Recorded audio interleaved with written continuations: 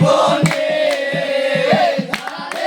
আমি একেবারে হারাইলাম। কেন হলো বেকারে তোমারে দেখলাম, কেন হলো বেকারে তোমারে দেখলাম, যারে আমি একেবারে হারাইলাম এই জীবনে, যারে আমি একেবারে হারাইলাম। ওই মুখে দাঁড়াইয়া বলবো এই মনের কথা, কথা শুনে তুমি যদি দাও গো ব্যথা।